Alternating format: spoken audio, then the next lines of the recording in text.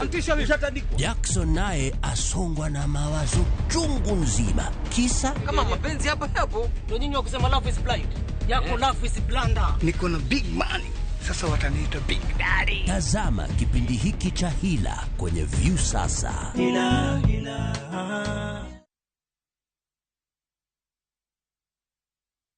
Jipatie majiko ya kupikia yaliyoboreshwa au yale yanayotumia nishati safi kama vile jiko lililoboreshwa linalotumia kuni au makaa kidogo, jiko ya makaa ya briketi, biogesi, gesi ya LPG, umeme, ethanoli au jiko linalotumia nishati ya jua.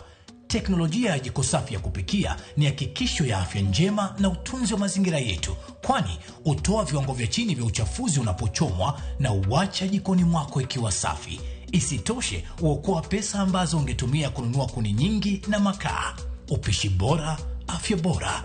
Bonyeza *789 *788# kupata muuzaji wa jiko lililoboreshwa aliye karibu nawe.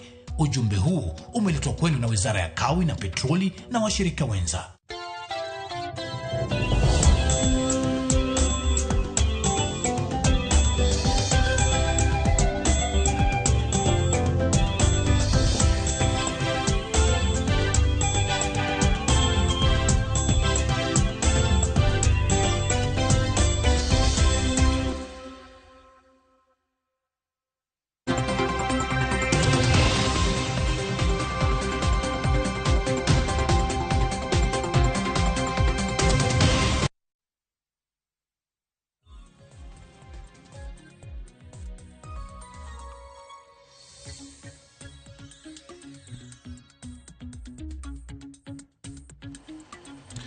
Oya orenya kura muge juang machini kendo ma en chenro maramba ka oromo. Achel ka chel wachako kai kod chal mar fombo koni gik mage madhi los wich manyen odiochieng' ni maka uono. Bed kora nyaka giko nyinga Cleophas Oluoch. Jakisumo kanya kwar mokeo nyaka chisango kai to bang'e wan gi twak embako oromo. Anga koni kanyo ni twak maka uno dhi bedo e wi ang'ato mokwongo wachaka ne magi kod weche maluwo ka uno nyakura muge juang kamae en penj mano mar junior secondary.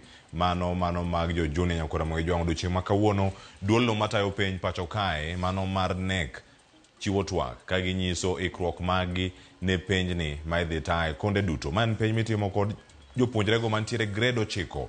Kendo kawuono wayudo thuolo mar winjogi achiel kachiel e kinde mabiro ka gintiere e log tich margi mayudore South Sea bore Nairobi. Mago kotenore kod penj go nyakura muge juang ka okinyi ma kawuono bende yangore ni gik maka magi dhi bedo kae ka iluwo kata ka giwuoye odiochieng' ni ma kawuono. Twak mar nyakura muge juang en mar loso kotenore kod sikunde. Iwacho ni gintie gi pilot phase mano tiende ni gidano kaka inyalo bed ni ikruok ne penj ni etielo kata okenge ma opogore. Mano gidhi bedo kata ka girango ikruok ne penj ni ma iluongo ni Kenya Junior School Education Assessment. Yani weche mag penj mabende nitie karka itemogi ni gindo gisedhache yo machal nade. Mano ang' wabedo go kanyo bende weche manyien odiochieng' ni ma kawuono. Kamachielo bende nyakura muge juang odani waranga ne kaka telo mapacho kae koro olokore. Tainya telo mag jotend migepe paro ewi wuoyo sirkal medo wuok e konde mopogore. Chris Otieno kona ni kaunti ma Kisii odhi choko pach jopiny kotenore kod weche gi duto manotimore nyoro mar wuoyo sirkal manotim kod jatend piny Kenya William Ruto. Paro makamano bende dhi bedo kawuok e kaunti ma Homa Bay kaachiel koda kai kaunti ma Mombasa. Kaunti ma Migori bende dhi bedo kar kanyo. Ahinya bende ka ginono ni en ang'o ma koro dhi timore tok gigi duto mano wuoyo sirkal kata lendo mano chiw odiochieng' no manyoro kod jatend piny Kenya William Ruto. Nitie masira mar mach nyakura muge juang ma bende ochiew kinyi ma kawuono ka ikono aka ni masira notimore e gweng' mano mayudore kanyo e kaunti mano ma Kajiado ma bende owe anyuola kowito jogi 4. Mano ka iwacho ni en tim maundu mane otimore. Iwacho ni mach mokelo tho ma kama e kaunti ma Kajiado okele e gweng' miluongo ni Entarara. Mano kama ne jo 4 gi owito ngimagi. Ichich ni en ng'ama nomoko mach gi ageta mano mar tieko kata nego jogo mane ntiere e ot ma kamano. Mago mwachiwo godo kinyi ma kawuono nyakura muge juang kod mamoko ma bende wamedo luoni ka ma en ASK show. Iwacho ni kinde ma show timore counties mopogore kata bombe mopogore.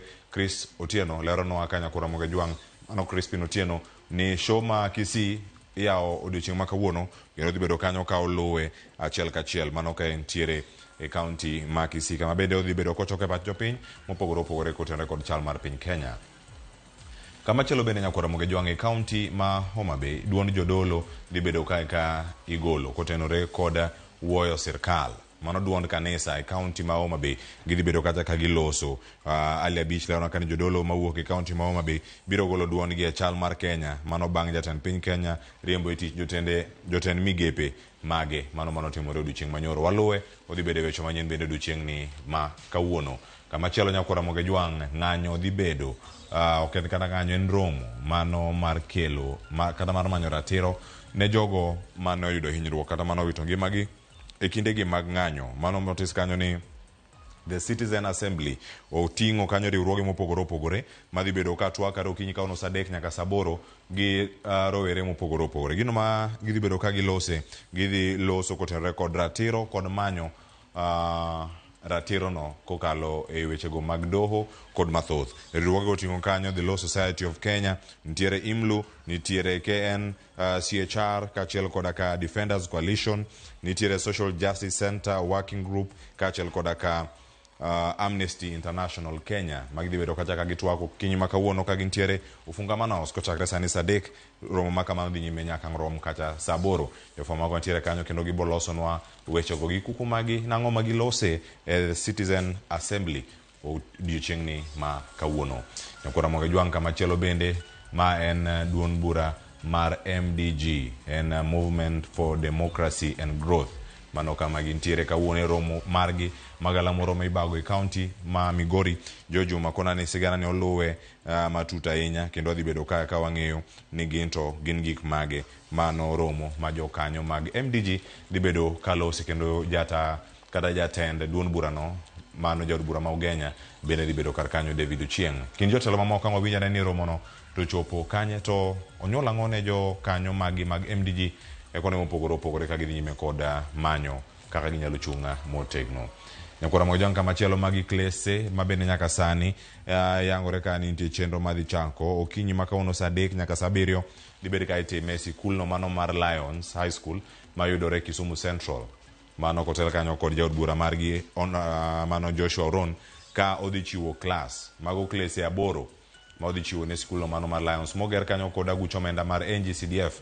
Klese 8 go idhi chiw kanyo ayanga ne tend sikul mano chenro mantiere kar kanyo kendo jofwamb mago mantie kaunti ma Kisumu medo luwe e yo makare okinyi ma kawuono. Weche thoth ahinya Nyakwara Mogejwang' kendo sani wagonu erokamano ahinya ne jogo duto mokete kar kani mar ang' wabiro jok mosechako penjo network dhi bedo e yango kauno Nyakwara Mogejwang' to walose chal mar piny Kenya gi rowere jogo maneno ka ntiere counties mopogore opogore Uasin Gishu, Bomet, Eldoret kama untiere ka intie Kisumu, Siaya, Migori, Homa Bay, Mombasa, Ibeda, Ukunda, Kwale County, Kosin Kure, warwaki ni bed kod okadhi bedo ka kod rowere mada kono aparo kotenore kod chal mar piny Kenya mano kama wantiere kawa duto. Meduru ndikonwa achiel kachiel kata kod oko ni ero gi umedoro gi sani ang' wasom gi asoma achiel kachiel ka twak ang' ochako korikete kar kanya Nyakwara Mogejwang' aduogo kotwak kikidhi mabor.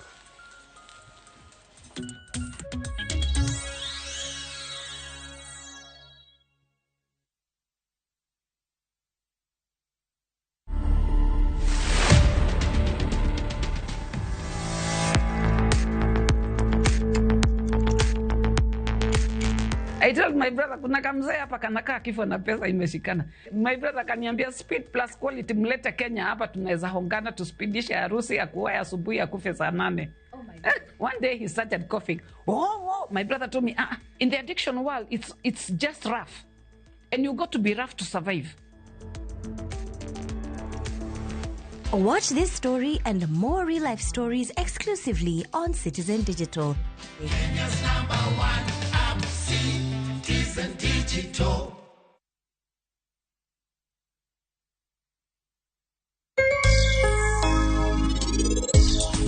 Dichuo emanyalo ng'eyo ng'amo nyalo dak kodo. Watch toxic children.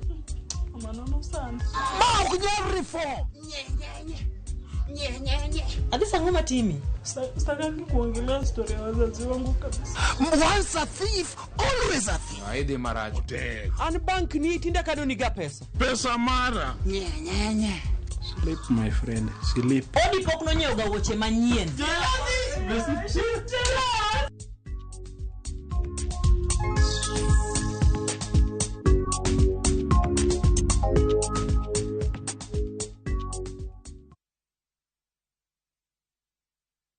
Baba shuka leo. Nyasaye ber kendo romo adenda. Wagweli mondi bed kodwa Jumapil ka Jumapil. Duog chunyi kendo irit chunyi. Paro mora mora minyalo bedo godo machando pachi ma ok ni kare. Keti embele Yesu. Roda Nyarko Kitmo, Ben Otiende, kod the Chualist Won, Ken the DJ. Tayo ni chenro makelo ni wach maloko ngima. Injili kalo. Kochakore sa 12 okinyi. Manera Mugi TV.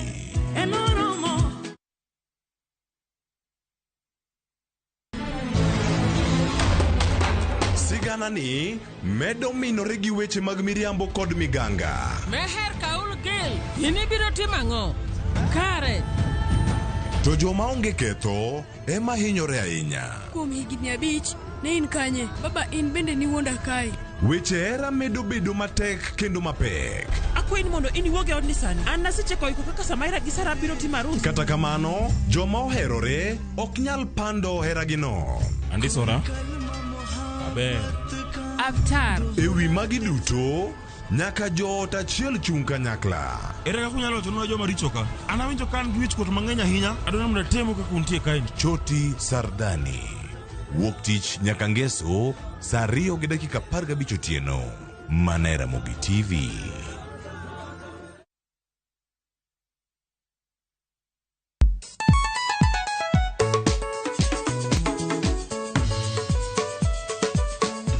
Teacher Beach kochakore Samuel wakelo ni ngoma mobedo pink design makare. Ramogi TV biro kanyakla kaachiel kod Ramogi Radio kama bende stima riwore kod P. Yonja wauntie kikubed mabor nyaka mgenye nikech kai e kumi yudo gik mamit kabisa e Ramogi Night Disco. Romani Ninja the Entertainer wajud maintain your position. Idi yuda kanyo kika fire gudi local instrumental wawachoni kete manaka. Teacher Beach ka Teacher Beach Sang'wen otieno.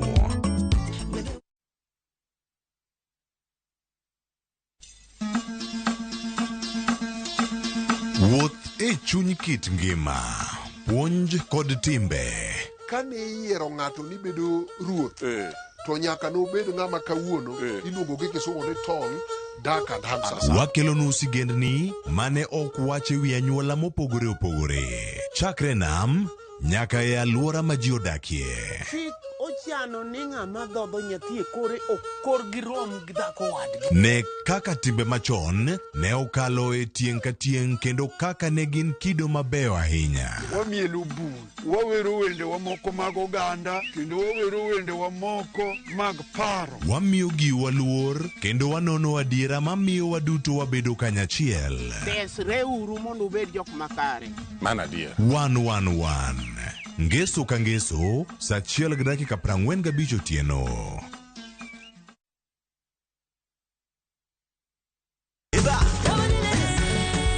Be ikori mar chako wuoth e piny mar thum. Thumbe mane oloko tieng' mang'eny. Fwenyo sigendni. Wende mag piny. Koda sigendni mayudore wendego. Wadan thum gilmoro. Okay. Den girabi. Ngoma wake. En kama gik mane otimore chon koda matimore sani chopo e winjruok maber chur. Ngoma owake. Wuok tich nyaka tich abich saa 10 odhiambo. Kik bai.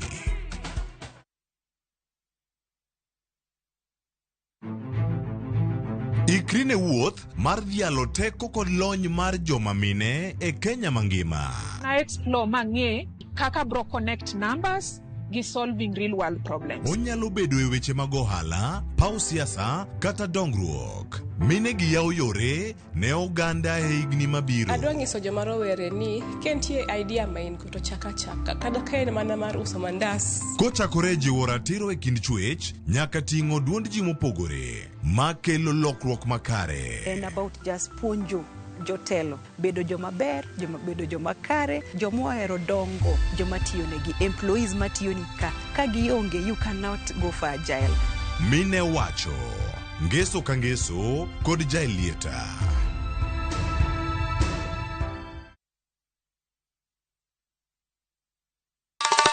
Ma e chenro makelo ni danji maliet. Ma e chenro makelo ni weche mamolo seche duto. We are only beating job. Kik od belo bai. Kawuono an kod moral mar ndakel belo kaka winjore. Ma e chenro makelo ni duond yawuoto nagi. To wakwayo rowere bende kiyudo matin kik icham te. Ikungo. Duond mine. Ka jaodi miyo nigi pesa malo dichuo.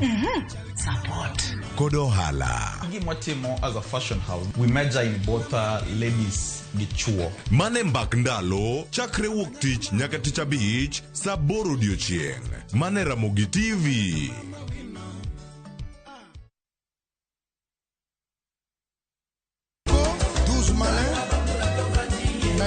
Wakelonu chenro mar tiedero. Citizen Kenya, Freddy Afune Papa. Kama yude mor mar wende mag rumba kokelni kod Ninja the Entertainer kod DJ Smollett. En miel gi wer motimo Cathedral. Eye kanyo bende wakelo ni jangolo mar juma. Chieng' ngeso ka ngeso chakre saa 11:30 odhiambo nyaka saa 1 otieno mana e Ramogi TV. En mor mochwere.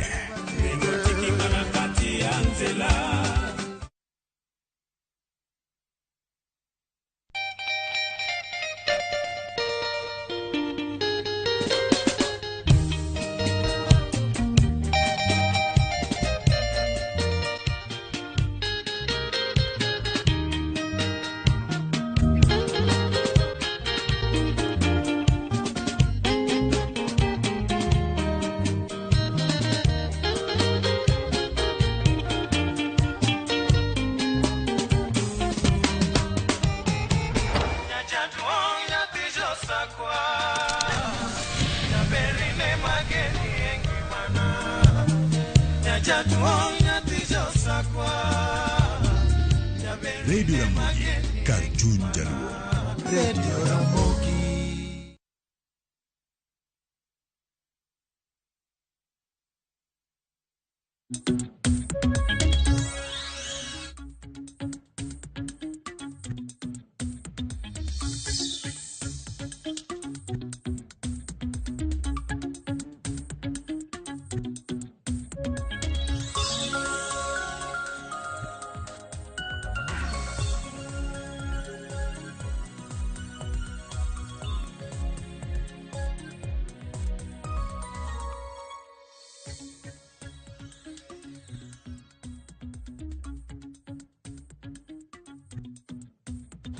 Nyakura Mogejwang. Odiochieng' manyoro jatend piny Kenya ne okawo thuolo mar twak kod jo piny Kenya e thuolo mar adek. Are ne ng'anyo gi ne chakre Nyakura Mogejwang kendo sani wach mantiere en ni sirkal owuoyo. Kendo odong' mana kanyo ka jatend piny Kenya, jalupne kod jotend migepe. Kinyi ma kawuono an ka kod rowere e kin gik mamoko mosebedo ka timore. Are ne ng'anyo gi chakre nyaka sani ma koro wano gik mopogore opogore kitimo e sirkal. Koting'o nyaka mago manotimore e karomo mar KICC manoket kogno e chik mar IBC. Rowere dwarango duondgi weche gi duto gin mage machiegni. Nyinga Cleophas Oluoch jakisumo kanya kwar mokio nyaka sango tantire ka gi welo gi duto ang'ina wadonja tire twak. Adako ni welo mantie ko kanya kwar Mogejwang gin to gin jomage. Achiel ka achiel ang'achaka kod joga mantie kod e studio karka duto agonero kamano kumido thuolo mar bire studio okinyi makawuono chenro mar mbako romo kendo ang'achako ni kanya kwar Mogejwang ni wantiere kae kod okil Kamaloka Brenda Ongalo. Brenda, erokamano ahinya kuom chopo e studio kiny ma kawuono. Erokamano ahinya Cleophas, amor mar bedo ka. Kama chielo bende nyakwara Monge Jwang' ntiere kae kod Kennedy Sankara. En jaked ne ratiro mag ojende, ojanon siasa e kin gik mamoko motimo Nairobi ka kod gwenge moko makaluo kod pinje maoko. Kennedy Sankara oyawore kedo machiegni. Erokamano Cleo, wuoche arwako tandawuoya. Ayiero mana madhi godo.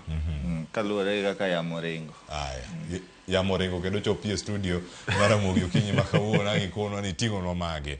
Kamachielo wantie ka kod Faith Ken, jaked ne ratiro mar nyiri kod rowere bende. Okinyi ma kawuono ntiere kode kae, oyawore kendo machiegni Faith.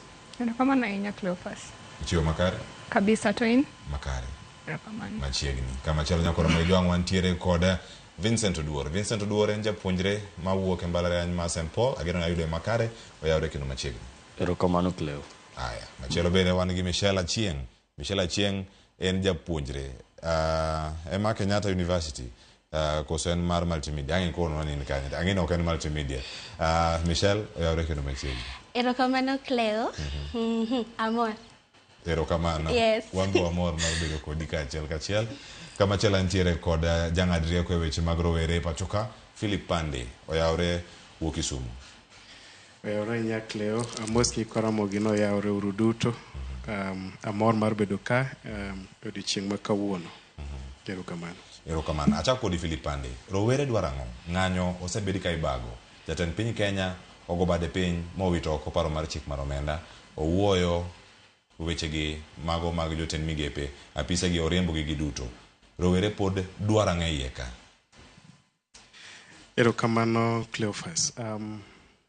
Rowere dwano winjgi mokwongo. Mar ariyo kosewinjgi, rowere dwani oketgi e kanyakla mar sirikal, mar tend piny, kendo gigo matimore e pinywa mar Kenya. Mopogore gi mano, rowere nigi dwachgi magisewacho achiel kachiel gik magidwani sirikal otim. Kanchi neno kaka sirikal obet katoti ne jatend piny owacho ndalo mane dwa loso sirikal, ne owacho ni koloso sirikal to jo bodaboda, mama mboga, jok man piny mogik ne dhi bedo gi thuolo maduong' ahinya e sirikande. To koloso sirikal to apani wiye no dhi mowil. Makoro jomobedo go e sirikal gin jok mwang'eyo mwaluongo pile ni usual suspects. Gin jok ma ineno pile, en jasiasa ma pile, en ng'at mosebedo senator, en ng'ama ose retire tije mar kawaida, to gin representatives mag joma tindo. Ka inche sirikal wuoyo, tiwinjo ka sirikal wuoyo kende. Tiende ni sirikal wuoyo gi sirikal, ok wuo gi japiny, ok tim dwach japiny. Koro joma tindo nowacho ni mokwongo ok wadwa burden mar taxation kata usigo maduong' mar kawo osuru kuom ng'at maonge tich mokwongo. Bang'e mar ariyo, wadwa ni par gik mane chikowa kaka joma tindo. Mar adek, en ni sirikandi kata sirikal mar Kenya nyaka bed ni en sirikal madewo wang' japiny, to ken sirikal modewo mana wang' joma dongo gi jok mantiere gi telo madongo dongo. To ne wabunge be nikech nyicho ok en mana ne ker kende. Wabunge be nonyis ni koori e bunge ne dhi tim gimoro, to koori gi pachi wuon, oori gi pach japiny, oori gi dwach japiny, oori gi kura mar japiny. Koro kigo kura ka in mbunge kaka mbunge nama Kisumu East, to nego bed ni ne bunge igo mbulu mar ja Kisumu East. Aneno ka Sankara yie nikech en bowuok Kisumu East. To wan mbunge wane onge e bunge chieng' migo kura. Waneno koduogo poko mose okapar go se mose ni mose kamano nikech koduogo to aneno kobedo activist to ndiko poster moro to bunge ogoye kura gi poster. Bunge igoye kura gi debate mokwongo, kae tiwacho yes kata no, kata igo secret. To macha ne kionge bunge to tiende ni pachi onge bunge. Koro mago gik ma japiny kwedo, mago gik ma joma tindo kwedo. Erokamano ahinya. Faith Ken, nini ng'anyo, nini oko kacha. Oluoki gi, iwacho ni pi mawuok e water cannon flavor mopogore. Nitiere ma strawberry, oduogo medo mar banana ma yellow, oduogo gogi mar achar bende kama gintiere. Ng'anyo ma osebedo ma bende waneno posters mopogore opogore kaka pod ibiro e kinde mabiro mbele ka. Nyaka sani osenyuolo olemo. Nyaka sani to anyalo wacho ni ng'anyo osenyuolo olemo nikech mokwongo ng'anyo momiyo president no consent to the finance bill. Mar ariyo ng'anyo ne mokoro miyo cabinet waneno ka o dissolve kendo cabinet. To ng'anyo ni ok en mana ng'anyo mar streets mane ji odhi streets kende. Ng'anyo ne nyaka ng'anyo jok mano ng'anyo online, jok mano ng'anyo makoro onge tich moro amora mane dhi mbele Nairobi, koro ng'anyo osekotimo mang'eny. Kendo ma be nyiso ni sirikal winjo mana pressure. Mowacho ni oko increase oko decrease en okrease. Koro ka pressure no ema giwinjo, to pressure no embe koro pod wadhi keto. To pok watieko nikech e cabinet ka niwinjo kane opposition be koro donje. To gima nadwa wacho niya, Gen Z kaka one Gen Z ok wago siasa ni koro nikech ok wa support government, koro wa support jo opposition motelnegi gi baba. Wana under independent, koro wane opposition modong. To sani koro step ma rais otimo at least ero prove ni owinjo. Koro mistake ma kiko tim, jogo opposition ka, kiko duogo kendo ni e cabinet. Iwinjo, we want new faces, kendo kwa dwar jok moningo retire ni kore cabinet. Kise chopo 60 doga watocha. Kise retire, isetieko chamo pesa ni, bedala irit pension, kik duoki e cabinet. And then reshuffling bokwa dwa. Because if you couldn't perform a cabinet ministry mane intiere, ang'anyi so ne dhi perform mane machielo ma idhi duoki en okoro. Koro penjo ne en ng'anyo, yes, ng'anyo osekelo fruits mathoth. Erokamano. Waneno jopuonjre mathoth. Abikomi Vincent. Jopuonjre wuok oko. Jopuonjre gi moko osewito ngimagi e kinde ng'anyo. Moko osedo hinyruok mopogore opogore. Ng'anyo pod dhi nyime. Duondu kaka jopuonjre bende osewinjore kar kae gigo ma udwaro nikech oyo ka jopuonjre wuoyo giwacho gik moko ma degi ne sirkal bende chop kare nyaka sani singo makamagi giwacho. Kleo gima nyalo wacho wachno. Kachako ta awacho ni guok magwe asasa. Ng'ama sike nitie. Wan kaka jomatindo, wan kaka jopuonjre mane mbalariany. Ng'ama sikowa mwanyalo wacho en onge mar tich. En ngima matek ma ikelo kod medruok ma sirikal ne dwaro mondo gimed pesa mar ushuru. En kukosekana mar helb. Helb cha ing'eni tinde samori apply okobi to kobiro bobiro matin. Koro magi gik ma duondwa waneno ni poko winjore kaka wadwaro nikech ka Ruto golo joka jomano golo CS mano golo ka machacha en mana chakruok. Onyiso ni odwa chako winjowa poko winjowa makare nikech ing'eni step modhi timo bang' mano ng'amung'eyo onge to en emung'eyo kende to bang' gimodhi timo bang'e no ema dhi nyiso ni en adier ni nowacho ni sirikal ni jok mano yiero mondo konye tich osefail. To ka gisefail ang'o modhi time? Bodhi yiero mama mboga manowacho cha, bodhi yiero vijende rowere matindo manowacho cha. To ka otimo kamano kanye modhi wacho ni koro duondwa kaka jomatindo kendo kaka jomanie mbalariany ka pesa cha obiro kaka onego bedi mane kwa dhi neno ni owinjwa kendo ngimo bedo mayot jomatindo yudo tije kamano. Ywak maduong' e ng'anyo Michelle en mane nyaka sani kinyalo range ka ji osebedo oko rowere matindo kod jogo madongo bende koro riwore kodgi ji kaka Gen Z nochal nade ka intiere pap ka ni wuok ka ni chopo ka intiere oko to nyaka sani kaka Faith Ken beno selere osebedo duondo. Erokamano Cleo. Anyalo wacho ni sani gima wachore e piny Kenya en Gen Zs. To Gen Zs e duolo ma wuoyo sani. Koro kaka japuonjre anyalo wacho ni gimora mora ma Gen Zs owuok ne oko we are calling it bad governance. Like for example an nyathi school mbina mar bedo nyathi school en adwaro ni mondo chieng' moro atiek gima some school chande adhi ayud tich mondo kata kanyalo konyo jogweng'wa. Tiyudo ka ni Gen Zs giendi youths mang'eny somo tok giyud tich. Mostly jok mane kar tich gin jok moko ma onego bed ni ni dhi yueyo.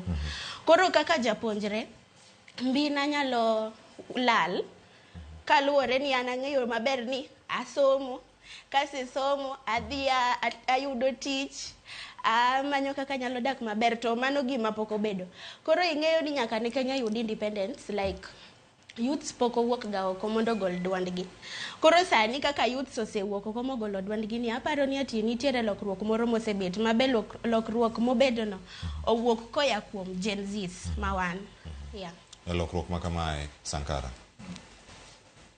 Sirkal kama owuoye sani, sirkal osewito oko kar oserimbi tich, jotend migepe duto ochung' kama chal nade. Mano ne en geno maru maduong' ahinya ka nodhi oko, to koso pok uchope nikech nochako gi reject finance bill.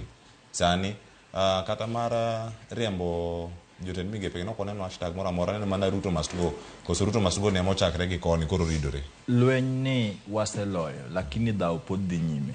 Jatend piny nyocha wakone ni in kokinyal gwetao to kara kori pang sirikandi.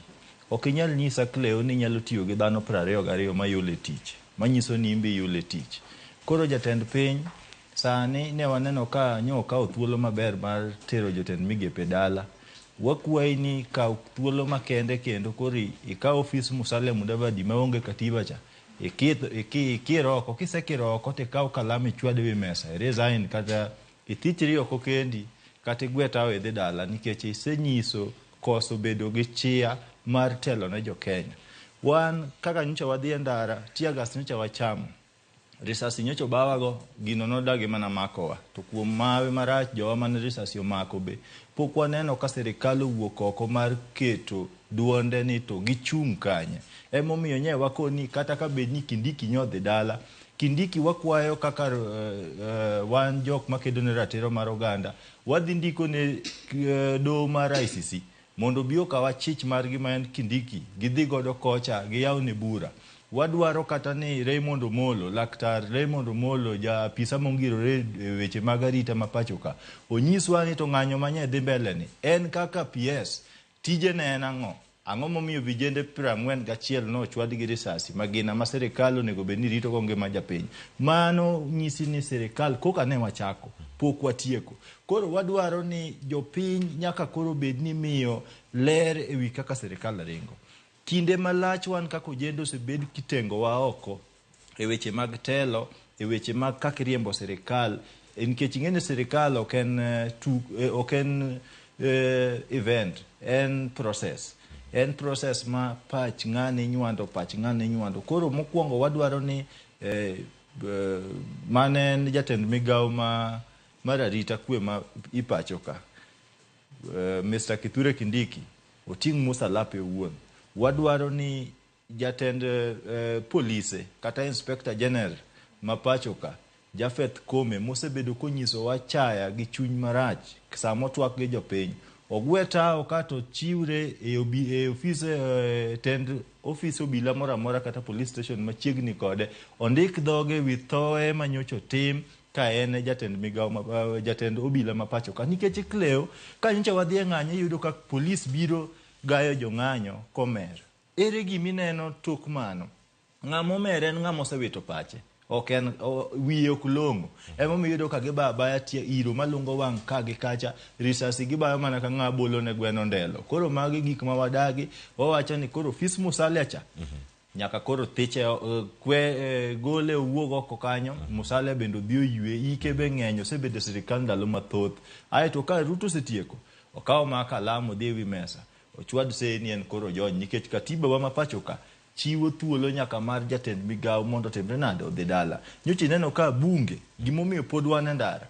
Wan gi bunge mok tim tich monego bed ni mbunge timo na japiny. Kikatiba mbunge timo tije adek. Mokwongo en represent jopiny e od bura. Mar ariyo en keto sirikal tesre. Mar adek en vuono chike. Ng'ato kaka Shakil Shabir madhi golo Kisumu East 2027 nyocho biro kochope od bura koting'o placard no reject finance bill kochope ji go ombulu e od bura ka gikwedo godo paro mar omenda mar higa mar 2024 to mbunge na en okwedo omenda paw ndeke.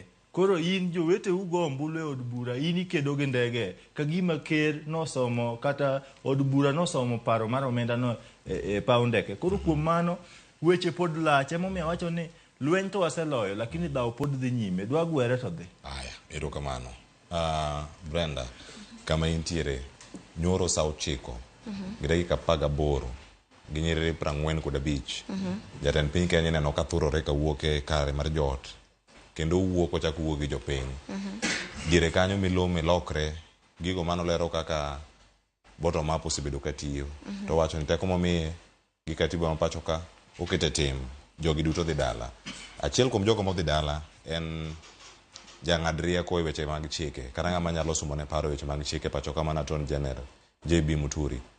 Omi paro machal nade kind jotelo mamoko mantiere ka. JB Muturi oseseye kiwacho ni ero kochwal paro ne jatend piny Kenya. En bende korka kore kinde mokalo bose wacho ni ok manyaga mondo mi paro okaw kuoma. Milome ni kani winje ni korero jogi odhi duto kama gintie. Ntiere geno ka wadhi nyime. En gima ber kabisa ka jogi odhi dala te nikech kosemi tich ni mondo iti okomino ni koro ibed ni mondo manyi mondo ichak ichiw pati.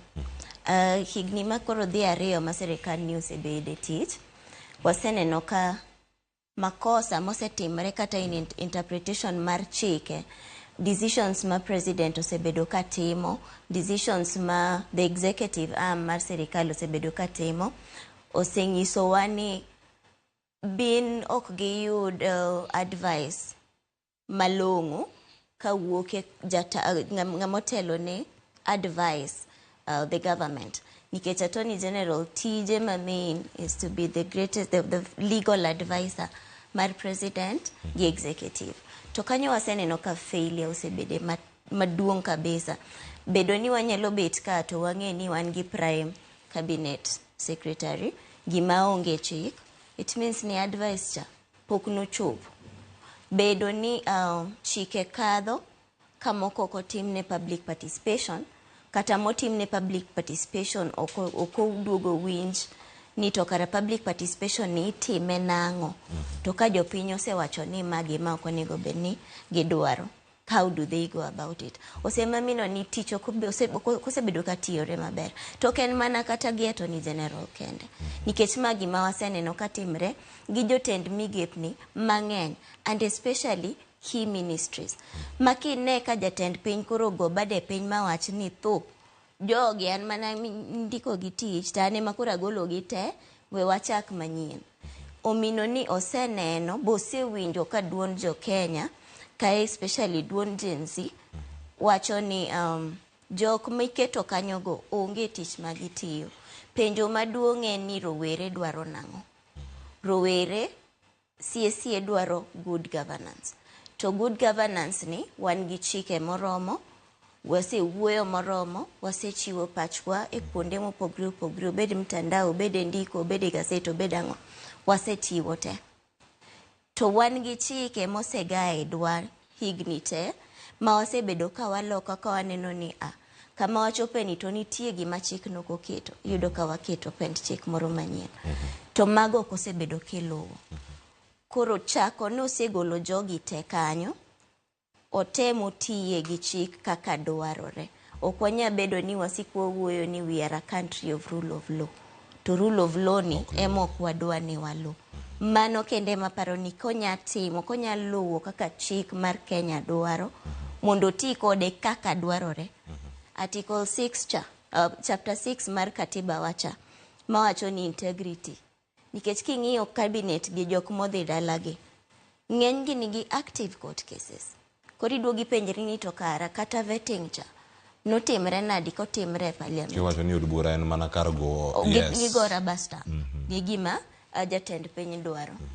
Koro apani ka waluwo chik to kila arm of government bibedo point ma ng'ato ng'e ni mae tija monego bed na tiyo ka adwa represent paro mar japiny manomiya ane od bura ni to jok ma represent duond gi chal kama ok ni party mantie owacho na tim kama. Erokamano. Mano e weche ma chike mantiere karaka. To chak wada loko tanga mondo mwarang ni wada dhi okang' machielo yo machal nade. To duto penjo no udhi bedo kuduoke. Chik nitie gima chik wacho maber na bere lero karaka. To waduto ka wayiere twak osewach ni onego chak juma manyien chieng' wuok tich. En twak machakore kar kanye. To ken kata twak mag rowere kende gi jogi. Nitie raput mamoko bende moselosi. Philip Pandi. Twak onego bed ni chakre. Mano land bang' ka ogai mar Azimio. Ang' wach no ogai mar ODM nikech ero jomoko osebedo tenge Wiper wacho ni waonge DPK wacho ni we are not boarding Martha Karua osewacho ni gino is a trap twak ni obede wi ang'o to bende ojende dwaro twak adier to uduto ang'u kona pachu kotere kod wach twak mantie iwacho ni rowere maromo 50 monego bed ni manyo igolo gi kanye joge osewach ni gin partyless leaderless tribeless less mane kendo fearless giles giduto kama gintiere rudderless kende montike un gi rada maber Philip ochung kama chal nade twak makama odhi gore Luanda to twak bende en gimoro madhi konyo nikech nwandie twak manoloso Nadco boseneno kata kachiel kuom okete tim achiel kaka nokete kondo joma mantie Cleo erokamano gima dawachi mokwongo en ni chieng' mane ker olando ni odhi loso twak miluongo ni National Multi-Sectoral Forum mondo ng'i gik ma rowere wachogi. Nandiko oboke moro mawacho ni mano en miriambo marachar. Kizungu wacho ni white lie. Tiende ni onge dwaro mar loko tim kata loko gik moko kaka timore kawuono. Nachiwo ranyisi mokwongo kama.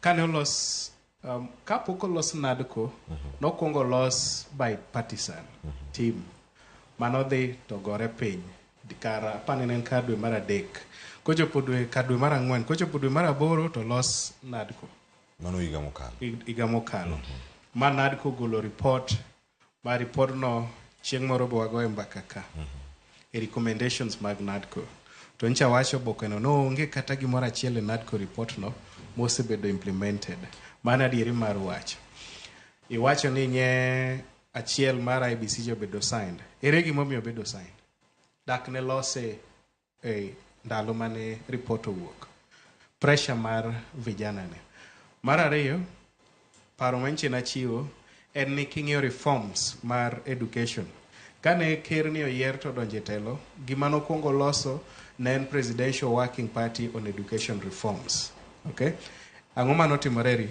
e working party ni negi kao gima luongo ni JSS Junior Secondary Schools giduoke primary school ma mokwongo onge infrastructure onge japuonj onge laboratory to Junior Secondary School emiluongo ni anchor mar CBC tiende ni tanga momako yie mar CBC masani wachako roll out e curriculum mar somo ni e somo manyasani kikao nyithindo monego bed ni e secondary ikete primary school kama onge japuonje waneno kaka jopuonje strike ka ikao joma nigi degree kaka koro Michelle sani somo dwa bedo japuonj tikawe iduoke primary school mondo puonje primary school to en ng'at otiegi mondo puonje secondary school setting iseketho kendo iserocho chenro kaka onego bed ni bet tang'o momiyo noduok JSS e primary school nekech ker no campaign a populist manifesto tiende niya gik ma dhano dwano winja to gin gik mabeyo JSS nonego bed e secondary school mano gima ng'ato ng'eyo gimomiyo gik mosewacho go infrastructure jopuonj laboratory gimoro amora bang'e en ni nachiwo ranyisi ntiere executive secretary na en executive director mar UDA kapok wadhi e yiero apane Sankaro iluonge no danga mage jok mane waweni ka chero beda ker ne to mage jok mimiyo ministry nikech rowere manotiyo ne ker matek to witgi kuonde mok inyal nenogi kata nyinggi mok iwinje Kenya masani tiende ni onge kama ker nyalo wuoke kawuono madhi many rawera moro kaka Sankara manopinge ni omiyo nafas ni koro gitiyogo kata obed kode twak mar adek en ni nitiere chike kata gik mwaluongo ni legislative frameworks kata policies moselosi moingo 20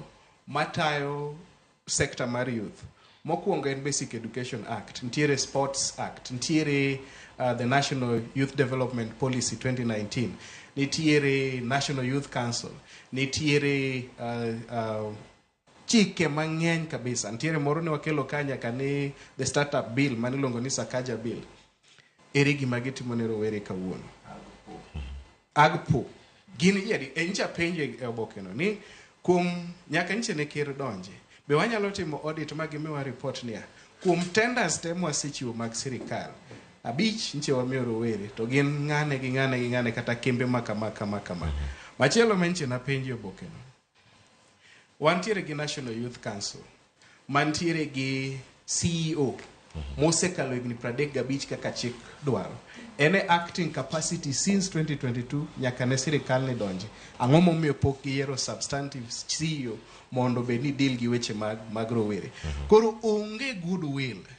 Ok onego bed ni ji dhi e forum mar dialogue eka sker yier Sankara kata yier Faith obed waziri e cabinet ne. Ok ochuno ni nyaka rowere dhi e ndara e kitim gima nonego gitim maber. Sani koro cabinet te odhi dala. To ng'at monego kuong dhi dala kaka Sankara osewacho en Musalia Mudavadi. Cleophas apar nue ni kuomwa kaka wabet kama onge ng'ama nosenyuol ndalo ma Musalia nochako bedo minister piny Kenya ka 1989. Onge ja 89 ka one under 35. So ka ng'ato osebedo e cabinet for 35 years tene miweye pod orenjore kanyo. Kara jomanchi ne nyuol toki kosechako bedo minister ni gin gibro bedo waziri ndalo mage. Penjo maber. Ada ni maki kanyo ni mara kata waduogi wacho weche mag auditing mag chike gi duto moseketi.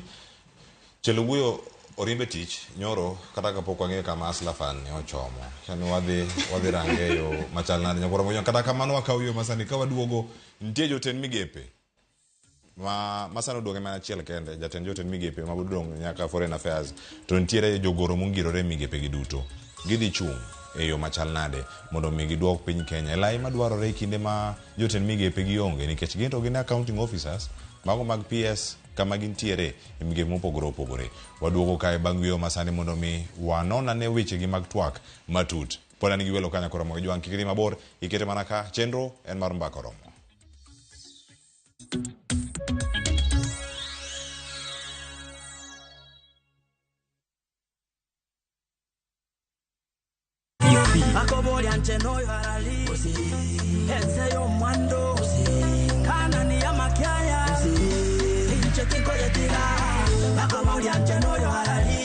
Kupata huu wimbo kama sikiza tune yako, bonyeza *811 *446#. Kumbuka, sikiza na Citizen ndo nyumbani kwa wasanii wote.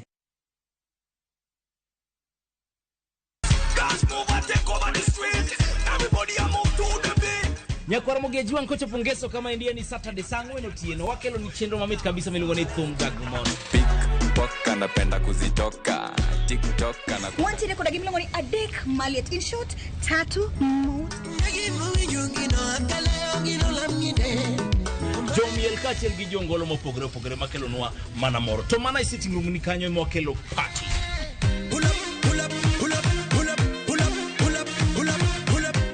Kon jok manigi talanta wanti rekoda jofumo gi kayo hello wanti rekoda MCs move your body go vibrate fire turn around rotate chenro itayo ni koda Kolo instrumental kachiel koda Lin Ramogi Nyanya kachto chenro lungo ni Thum Gagmon hold it up right hold it up right hold it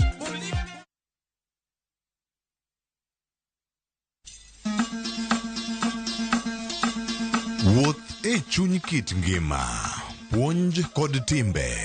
Kane iyiero ng'ato ni bedo ruoth, to nyaka nobed ng'ama kawuono iluongo gi kisungu ni tall, dark and handsome. Wakelonu sigendni mane ok wache wi anyuola mopogore opogore. Chakre nam nyaka e alwora ma ji odakie. Ochiano ni ng'ama dhodho nyathi e kore okor gi rom gi dhako wadgi. Ne kaka timbe machon ne okalo e tieng' ka tieng' kendo kaka ne gin kido mabeyo ahinya. Wamielo bul, wawero wende wa moko mag oganda, kendo wawero wende wa moko mag paro. Wamiyo giwa luor kendo wanono adiera mamiyo waduto wabedo kanyachiel. Desre uru mondo ubed jok makare. Mana dia. 111 Ngeso ka ngeso, saa 1:45 otieno.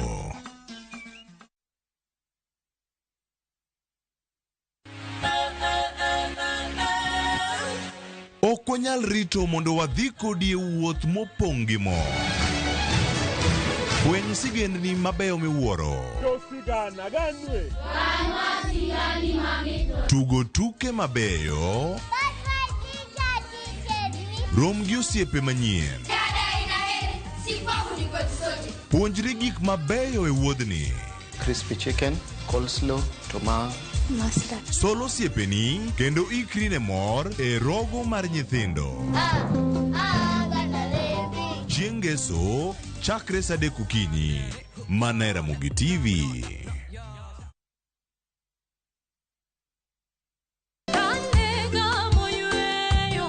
Fweny ngima maber e wach Nyasaye kanyakla gi wende majiwo chuny ahinya e Injili ngima. Chieng' ngeso ka ngeso kochakore saa 2 okinyi e Ramogi TV, wamiyi sabato maler kendo mamalo moloyo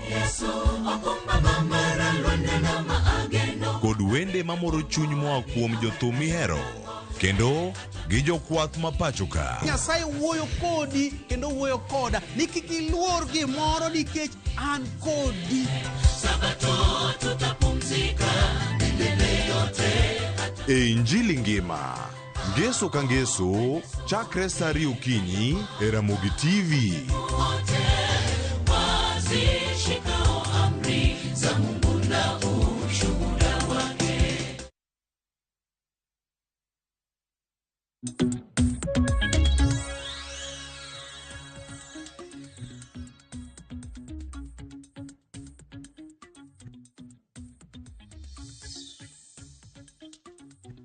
Machini kino nyakura Ramogi Jwang'e mor mara ni podi kete karka chenro en mar mbako romo wagoyo mbaka to mbaka ni bende nyakura Ramogi Jwang'e no bende dhi nyime kata mbui kanyo kama intiere tudri kodwa mbui duto te mag Ramogi TV wantiere live e Facebook mar Ramogi TV live e Facebook e YouTube mar Ramogi TV Kenya kachel kodaka e mbui mar X bende wantiere kacha yene kanyo ka wantiere koni kanyo ni joma listen e Ramogi TV KE gin jok maromo kama ibokoni kanyo obiro ni ka space lakini ke yawe idhi neno tiponi achiel kachiel timiwa pachi bende kanyo mano Ramogi TV KE mbui mar X kaitu record SMS line wabende moyawe na 3-6-000 kama ntiere kar kanyo kwa Ramogi Jwang' twak obede wiang'o Faith sirkal chuogo duol kata riwruok mano madhi kelo kanyakla ji 150 kuomgi gin joma tindo gima sirkal dani ji olose pok wachogi kata kine modhi ng'anyo ko sirkal kia gimudwaro manyaka ji 50 ma ukiani dhi wuok kanye ema dhi bedo ka wuoye. Koro erokamano ahinya Cleophas kuom penjo no. Mokwongo adwa nyisi ni sirkal ong'e gima wadwaro nikech gima wadwaro en black and white. Ji te ong'eyo gima vijende dwaro. To sano ok en mana vijende, Gen Z en mindset. Ok en mana nyaka ibed vijana kende. Iwinjo. Koro ok ni sirkal kia gima wadwaro. Apa ni sirkal temo yore mosebedo kotiyo godo mondo oduok godo piny pressure mosebedo koyudo kate opposition. Koro mano yo modwa tiyo godo sani. Koro just to use a layman's language, kopo yaka Philip no explain. Gima nyalo wacho niya. Number 1 sirkal ok need forum mondo ifire cabinet. Sani no fire gi maonge forum. Iwinjo. To ere gima no miyo owinjo ni vijende dwa na fire cabinet ministers mondo agolgi. No ko need any forum. Iwinjo. We don't need any forum. Number 1, mar tieko corruption e government. You don't need that forum. Iwinjo. We don't need forum mondo wa audit our lifestyles mar our leaders. Okwadwar forum. Koro everything we need is in black and white. Iwinjo. Mana ka ene mo temo miyo wa a deaf ear, which he knows very well. Sorry. Number 3, pile. Kotemo kelo wach dialogue. To kokao ng'ato kaka Sankara magoega pile to kete dialogue. Mano dhil nego duond Sankara. Iwinjo. Koka wan mapingo mapinge sani eki matetea weche mag nyiri gi vijende. Onego duonda. Koro mane gimo temo timo mabokwa nyali yiene. Iwinjo. Duondwa pod donga ka duondwa kachacha. No bire space to no nyise gimora mara manwa dwaro. To mar space to ningo nyise ni vijende gima dwaro en magima to mae gimo ningatim. Gimo nyalo wacho no niya kar loso forum chaiku. To dong pod entiere jok mapod odong office pod PSS odong. Kae makoro ginyalo kawo gitim research. Enango gima vijende dwaro to en sectors mage moningo work godo through the MPs and anyone involved. Kat gini sani omako piny te. Mondi chak no giteko corruption. To corruption okwa chake to chako gi office. Nikech no wacho ni oloro kata office first lady gi second lady to that is not enough. Iwinjo. onyiso ni koro funds giro loro onge pesa madonjo ofise gi pesa gi otero kanye koro o direct funds gi kure iwinjo koro we don't need dialogue to ka dialogue kwa dwaro to mano temo dwoko wania wapinge nikech wadwa bede sirikal no kwadwa bede sirikal wadwa ni sirikal obedi to dwa ni sirikal otinwa iwinjo koro ok ni wapinge ni mondo wakau wadonj kanyo no wapingo jogo ni jok mwaketogo gitinwa kech sirikal ok nyal rome wate to be wanyalo rome wate kwa yudo services mowinjore mwachulo ne tax erokamano Sankara wan kaonu chieng' tich abich kiny ngeso jumapil wuok tich twak chakre oseluongi e twak koso dongin rawera an rawera pok oluonga twak didhi e twak uluongi e twak apenji Cleo ang'o mudwa no nyiewa twagni twak anyisi penja ibo dhi ka dipo oluongi ok onego wadhi e twak emomiyo koro abiro kanyisi niya wan wang'e maber wang'e William Ruto nyieni ka nochako siasa na historia omenye malach ing'eni gima wan godo Moi noko kapok otho ka Nyasaye okawo ngimane ni kanu biro tiyo wa higni 100 jogi te gin iluongo ne kie mag Moi pachgi genogi giparo ka Moi sirikand Moi no koro gin ging'eyo ni ng'ata man gi paro mobalo gi sirikal en ng'ama inyiewo timiyo brown envelope nitie otas moro marabuor ewi ot moro mane wi got ka iluongo ni State House otas no kisemako kama to kata pande mineno intelligence kiny kobiro ke Ramogi ka iwinjo kowacho mana kona koro wan wawacho niya wadwaro gimomiyo wadagi dialogue kata thoro wach wang'eyo ni kaka ne wawuoyo e streets ma jatend piny oriembo oko jotend migepe te tich wang'eyo ni kata en bo nyalo gwetao kata kok wachopo wawuoyo kode ok ochuno ni nyaka wawuo kodi mondo mak jotend polise manyocha ogolo orders monego jopiny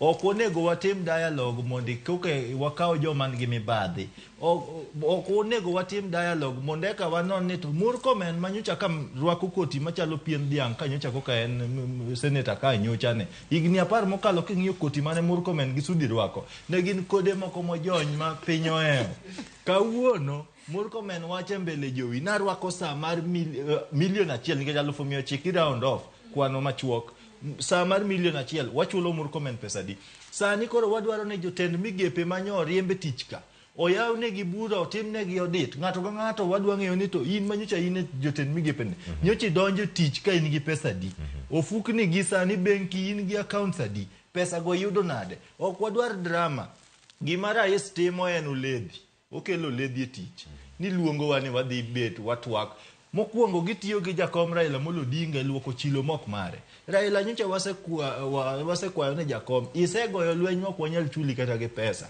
wuod Amolo Odinga kawo kom machiegni bed piny iwe William Ruto odinyre gi chinde kende sani ng'eni koro kawo Raila loko sanitizer ni wenjo ka wan kaka youth wako ni baba waeri kendo waduo lakini kama kodi bire ne inyono kokwa koro ok wadwar dialogue wan nikech sama wadhi dialogue Cleo en niya adwaro mara kenda wuon hapana wan gi vijende ma ok nyal kata yudo thuolo mar chopo Nairobi ka gin dala policies ma wabunge wa momer gi bro kalo ema gin bende ma omer gi telo ok omer no madho kong'o omer gi telo gin gigi bende biro affect gi dala kucho wadwara ni wabed gi piny mapande ka ni dala gi Faith ka ni kuwe Jamigori ka ni dala gi waduto wawinjo ni wan jo Kenya kendo gik moko nyalo tiyore lakini wach maluongo wa romo nyocha penjo ka koka neno barua manowuok office ker ni gibiro dwaro vijende 100 mokwongo ka giwacho ni gibiro wuok e duonde makedo ne ratiro mag oganda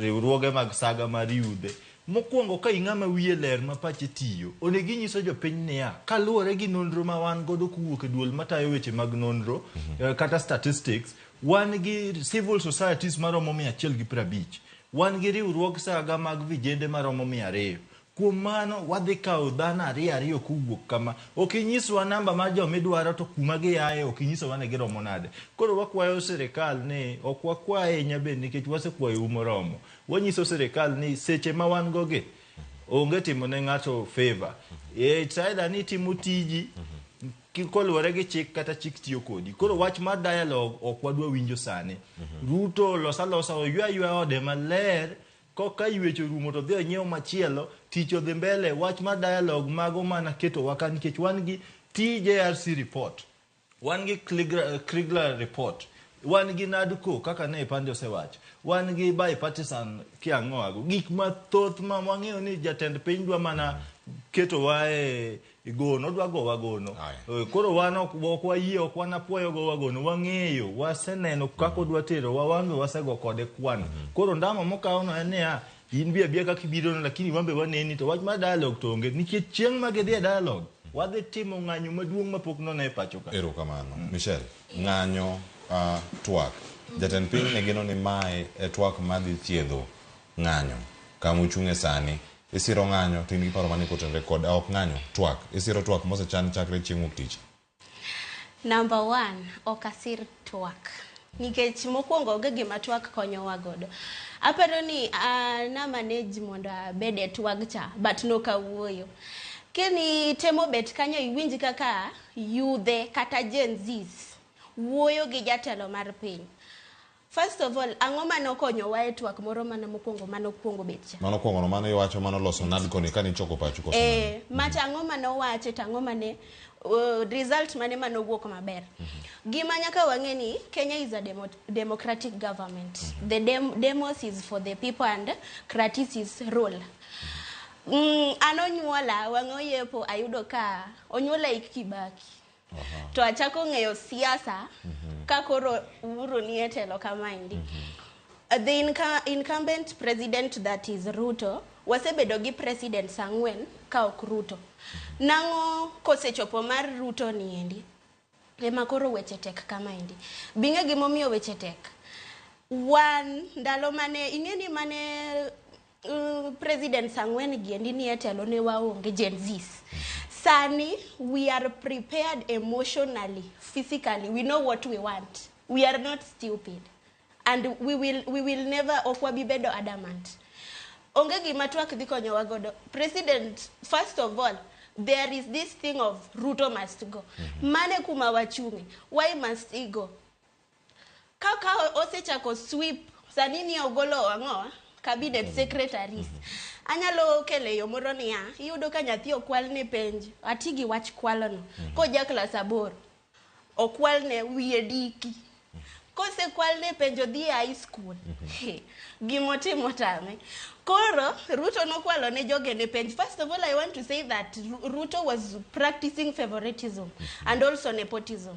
Because, kaluwore gi gima jalup president no wacho ni, kaka koro gine government, jok madhi bedo favored sana. Ne gin jok mano konyo gi katimango. Ingini we work with shareholders.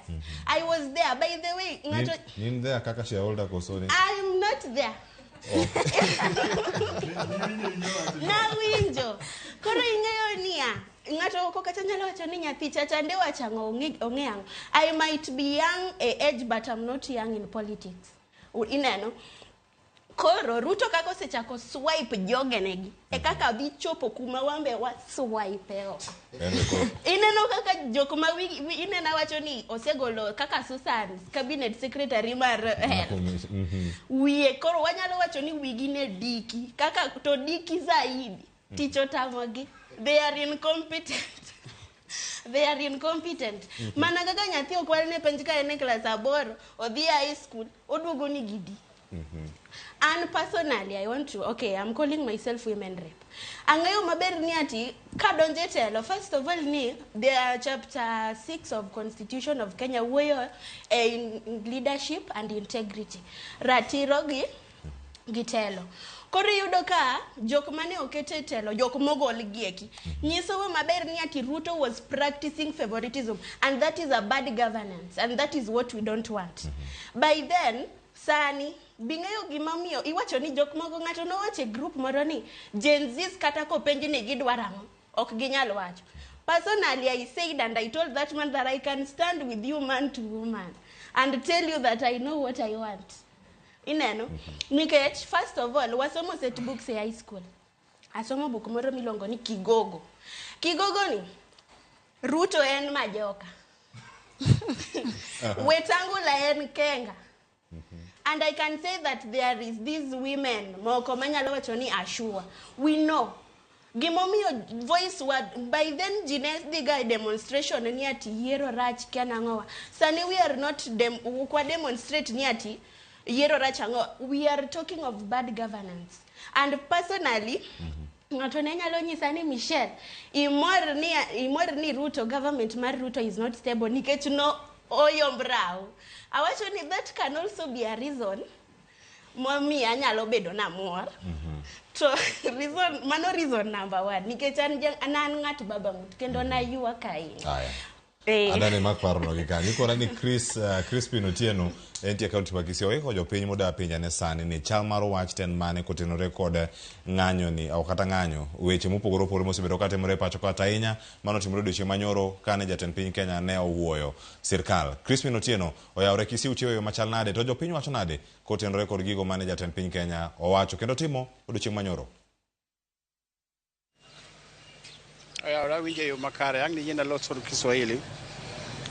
Na Cleophas hapa nipo katika mzunguko wa capital katikati mwa mji wa Kisii ambapo niko na wakazi wa mji huu na wa county ya Kisii kwa jumla tayari kuzungumzia kile ambacho kilijiri katika ikulu ya rais hapo jana. Niko na vijana, niko na wazee, niko na kina mama. Nataka tusemezane nao kuhusiana kile ambacho kilijiri baada ya misururu ya maandamano katika taifa la Kenya. Tuliona hatua madhumuti ilichukuliwa na rais kwa kubandua baraza lake la mawaziri. Wewe kama mkazi wa kaunti ya Kisii unafahamu kwamba waziri wa elimu pia anatoka katika kaunti hii. Maoni yako ni yapi kuhusiana kile ambacho kilijiri? Kwanza napenda kushukuru rais kwa kufukuza wale mikora. Namba 2, mtu kama CS wetu mwenye alikuwa hapo education wa Kisii, Asara Mareko, tunaomba acha aende nyumbani apumzike kwa amani. Sasa tunataka namba 2, tunataka watu wazee Methuselas kama fossils akina Tuoli, Nasi Mashare wa TSC. They should all be gone. Like here ni Kisii, tunaendelea kuja kwa county government. Kisii government first of all, kuna uwanja hapa imeundwa juzi. Jana watu wamecheza the first game, it's a swamp. We have to drain this swamp. It's about time now we drain the swamp everywhere. Ama PS wenye wamebaki they should all go home. Sina sijui mbona Mudavadi bwana. Kwani ofisi ya Prime Cabinet Secretary iko wapi na koti ilipitisha kwamba there's no office called Prime Cabinet Secretary. Abaki kama anaenda kubaki pale, abaki kama Cabinet Secretary only. Sieti anaanza kwa Prime Cabinet Secretary. Shukrani sana. Pata maoni mengine sana. Tuambie unaitwa nani? Alafu kila ambacho kilijiri unaona mwelekeo wa taifa sasa umechukua mkondo upasao. Yes, naitwa Finas Otieno from Homa Bay County. Lakini sasa mimi ni mfanyikazi wa Kisii. Kitu ningependa kusema ya kwamba Rais William Ruto alifanya vizuri kuvuta makabinets, lakini kitu alifanya vibaya kama ni makabinets angeacha Mudavadi. So kitu ya kwanza angefanya Mudavadi angeenda pamoja na CS wenzake ndio aone kitu ya kufanya ya mwisho tena. Kitu kingine ni kuwa atuangalilie mambo ya uchumi. Rais tangu aingie kazini hakuna kitu amefanya ya maana yenye tunaweza sema rais amefanya kazi. Sisi tunamuona tu kama sisi wenyewe penye tuko hapa Kisii sasa. Tunajitafutia, anajitafutia. Alele familia yake, sisi tulele familia yetu. Rais aone kenye atafanya, sisi wote to benefit. Asante sana. Mimi kwa maoni yangu ninaweza mshukuru rais kwa Kenya alifanya jana. Lakini ningetaka kumwelezea amakinike na sana sana asikize. Kitu ya kwanza inaonekana hasikii. Ukiangalia Kenya kinaendelea, yani anakawia, anakuja kufanya kitu mwisho. Na ningetaka kumshauri hivi. Vijana, mimi sio kijana, lakini vijana wa Gen Z, that's just a voice. The real action is yet about to come. Lakini sasa amepewa opportunity afanye na act. Because wao walikuwa nasema hawana viongozi, hawana nini, lakini wako na sauti. Hiyo sauti bwana rais iti. Fanya kinachofaa na uendelee kufanya what is required of us to be done. Again, I want to address and say, somebody like Mudavadi, who is he in that cabinet? Is he a sacred cow? Who is he? He is not supposed to be in the cabinet in first thing. Because how is he going to control the other cabinet, the other permanent secretaries without the ministers. He should be out of the office, and the office, you should remain with your deputy, you sit down, you consult, you go back to the drawing board and come up with the solutions that are required by Kenyans. Otherwise, whatever you are doing and remaining some sacred cows with you, it is all useless and it will not avail to anything to you. Thank you. Sana. Pia tunaye kijana hapa, tuambie unaitwa nani, alafu maoni yako. Asante sana, kama kawaida ni Bogba. Mimi nashukuru rais kwa yale aliyoyafanya hapo jana. Jambo lingine, Mr. President, mimi naomba ufanye tena marekebisho katika bunge letu. Tuko na viongozi pale wawili wamemea mapembe sana, ukate hizo pembe zao. Kimani Ichung'wah na Silvanus Osoro wapakie kukua wabunge tu. Haya, jambo lingine, Musalia Mudavadi ni heli umupatie hata kama ni interior ministry afanye. Achana na hiyo maneno ingine. Huyo mtu amenona sana, punguza hiyo unono. Haya, na ingine pia wale wafanyikazi ambao walifanya kazi, wale maminister walifanya kazi na mheshimiwa former president, msifanye makosa tena kupewa kazi na William Ruto. Sana sana wewe Matiang'i na Mutahi Kagwe, tunawaangoja 2027. Nyinyi ndio mtakuwa president wetu. Asante sana. Haya, maoni yako? Nami kwa majina naitwa Otondi Jeremiah, mimi ni mkazi wa Kisii, na pia ningependa kushukuru rais wetu kwa yale mapendekezo ambayo wanachenzi walimpatia, na ninapenda yalikuwa mengi sana, lakini kwa sasa ametekeleza mawili. Na jambo la kwanza, kuna hiyo sehemu ya waziri wa elimu. Tafadhali bwana president, ukiwa unatafuta uongozi wa president, uliusema kwamba ukiingia hivi utaangalia huo mtaala mpya ambao ulikuwa unaitwa CPC. Sasa hivi walimu, wanafunzi na wazazi hawajui ni nini kinakuwa. Sasa hivi tafadhali yule ambaye atakayechaguliwa ama kuchaguliwa katika hiyo idara ya elimu, tafadhali, lakini si machogo, tafadhali uangazie sana. Sasa hivi walimu wanateseka.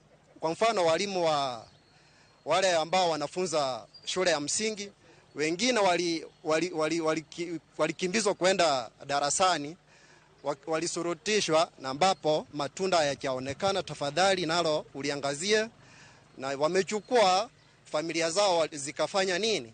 Zikaporomoka. Sasa hivi wanateseka. Tafadhali naomba hilo uliangazie sana kwa kina. Nashukuru sana.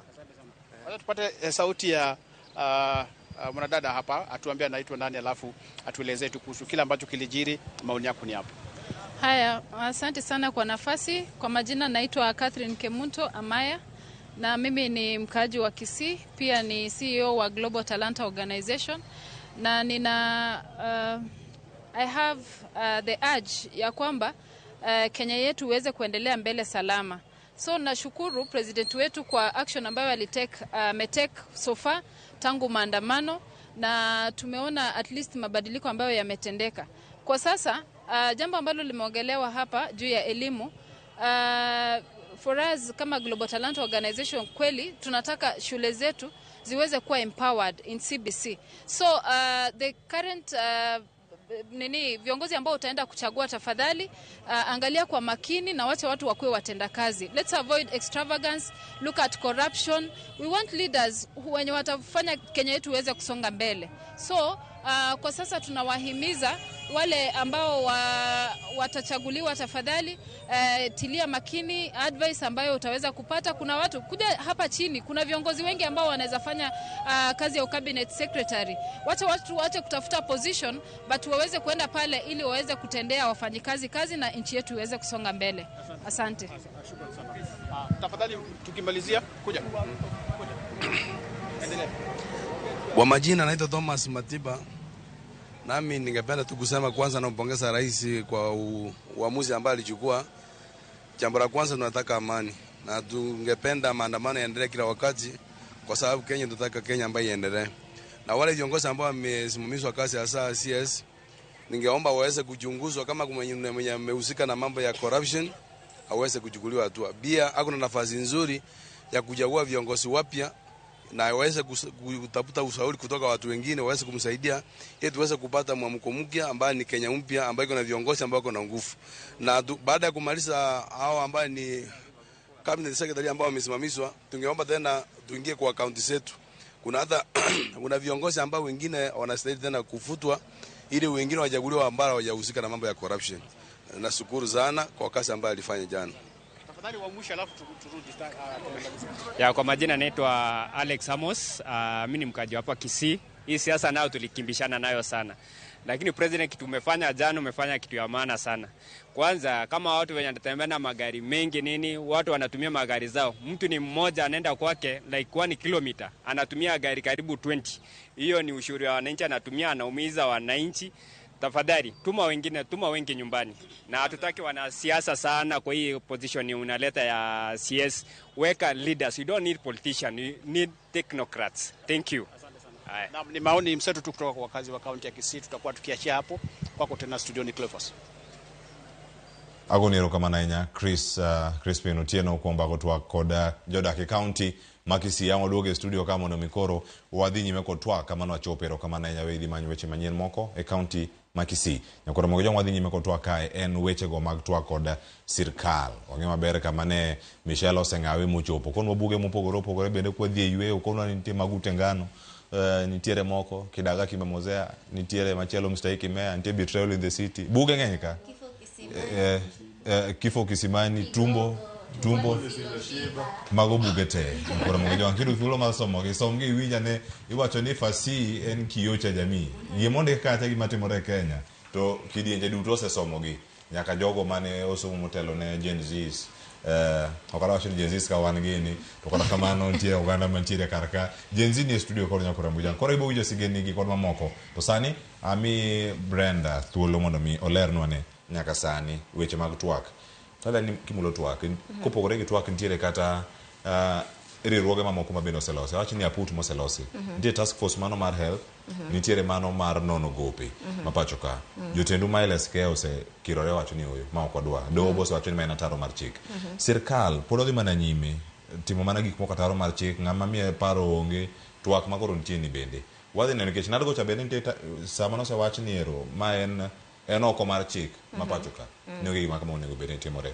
twak obede wi ango sirkal onge gima dwaro. Sirkal ong'eyo gima onego bed ni gitimo nikech wan gi chike. Kinde ka kinde wasewacho ni we do not need more reports. We do not need more legislation. Chike ma wan go e Kenya ka ng'eny moromo. It is about implementation. Katiba ma wan go e Kenya sani is one of the best. Given ni kanindike paro manodonjo kanyo nen paro matut ka waduogo warudo ni shida mane ma osebedo go chakre independence to waloso kamoro koro no couch paro gi temo bed piny molose mobedo chik te chik ni it provides solutions for everything ma wan go maka sani pod jatend piny wacho ni wabed gi dialogue moro it will end up being a report like any other. Sankarero ose mention ni tokaraki umi report cha ni kanye TJRC ni kune Krigla ni kanye kinde ka kinde giloso task forces kinde ka kinde gin gi commission of inquiries to mondo gibed recommendations mawuok ga bang'e ok gik mosebedo ka elo koro we do not want to end up with the situation kich king'iyo kata dwach Gen Z ne giketo dwaro 14 ng'eny kuomgi ok dwa ni ji obed piny chak wuoyo ka wacho nok wadwa weche mag mibadhi wawuoyo nikech ang'o kendo chike nitie ka oyud ng'ato gi mibadhi let us see people being prosecuted ka ji owacho ni kikibed gi jotelo e cabinet ni manigi weche ma do not comply with chapter 6 mar constitution you just go and look tiwacho ni jogi nigi active cases gol gi oko. Those are the things that these people want to be done. To mane duon jo Kenya. To task forces waneno ka osedhi mochako loso. To Brenda, ka rango weche mag task force mantiere kata put mantiere gi. Bende paro no bedo matek nikech jatend piny Kenya no yiero osiepege. Mano konye donje telo. Obedo matek mar kono jogi ni bed oko nikech jogi wacho ni en mich mani chiwo to kiero ni konya bedo jatend piny Kenya ni go. To mane makosa nikech kisewacho kaka kata ka jalup ker duonjo to wacho ni shareholders so oseng'iso ni gidhi reward loyalists mag-gi to katiba kata chike tema wan godo are guiding wacho ni positions mag CS wedwa ni kete ng'at manigi lony fulani kanyo en okawe omiyo Linturi just because no campaign ne kamoro to duogo mess up sector manie chuny jatelo ng'e kaka chunye wuon en ga weche mag agriculture to kiyudo ni mane backbone mar economy ikawe miyo ng'ato just to reward loyalty to duogo mess up to duogo mess up jatend piny maka koro weche mag food security mani promise jopiny kidonje telo cha you are not able to achieve it weche mag education ikawo ng'at ma incompetent ikawo imiye kanyo parliament manitiere sani osebedo kitiyo godo to rubber stamp nikech kaponi kata ne wacho ni sawa magi jok mayiero anadwa gone giero kamano nikech ne gi supporta to kochope parliament kanyo to wang'iyo to wacho ni qualifications magi kata gi mibadhi moseluori onge kaka wanya kadho this vetting stage kodi kaka jatend jatend migao mora kuma president oketien to wayudo ka parliament ni be kadha gigi nikech jopiny at that point of vetting be chiwoga opinions so biwacho ni ng'atni is not suitable for this position ng'atni is not suitable for this position nikech achiel ariyo adek tiyudo ka parliament mago gik mane koro kadha nikech kaka waseketo kaka ose capture nyaka all other arms of government kidhi e court iyudo ka koro seche moko yes you have the court dhi mi stay order cha kata dhi stop gimoro for a while but the bedoni waseketo ni wantinde respect for the rule of law cha onge court orders wuok to onge gima timre they are all in vain housing levy cha nobedo stop but it was still being implemented koro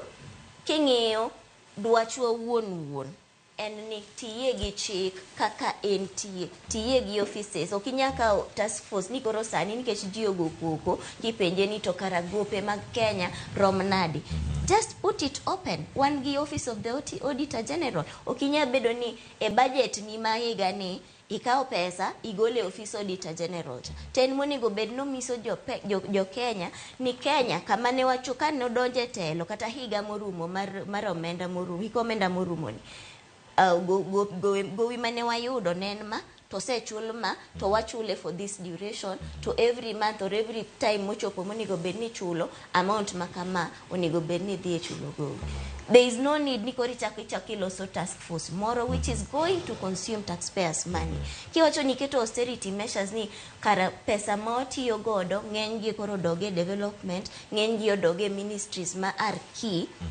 to podi dwa loso task force mo jogi ok dhi tiyo nono jogi nyaka bedni dhi chulgi ka offices magi dhi occupy it is another budget mokinya wacho ni ka task force iketo watch health why do we need a task force mar health angoma president kiano nego bedni timore recommendations ichiwo pile ka pile office mar auditor general wacho ni nuketo budget makama nudhigero siptende marom kama ni daktache marom kama onego bedni ndiko tich to mago gik moko osebedo ka timore koro task forces gin magang'o gin LSK noduogo wacho ni okang' nukawa uketo e task force ma unconstitutional to do an audit mar public debt to office chanitie to tiyo erokamano ahinya Vincent un ina achiel kuom rowere mane skul isebede thuolo mar twak isebedo kanyo bende e ndara iwacho kinde ma gintiere ka koro ka iwuok to twak onego bedni chako wuok tich bende uparo rowere mantie skul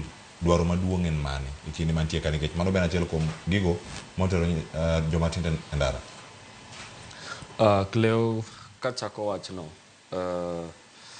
anyalo wacho ni wan kaka rowere mane mbalariany wasebedo gi pek nikech iyudo ni kata kogike kinde makoro omenda ni igolo machalo kaka helb ni imiyo ji tiyudo ni jogo man machiegni gi mana sirikal koking'e MCA to kiyud basari koking'e MP to kiyud basari to nitiere nyithiwa mang'eny mantiere gwenge mayando kalo penj nitie nyithiwa mang'eny man gi akili maber mar dhi skul to pesa moro migolo mondo mi okony jok ma ok nyal ok wanyal yudo emomiyo gima mora gi generation wani Monday twak nitie twak ok wanyal tamo sirikal gin gidwa twak gimiyowa slots 50.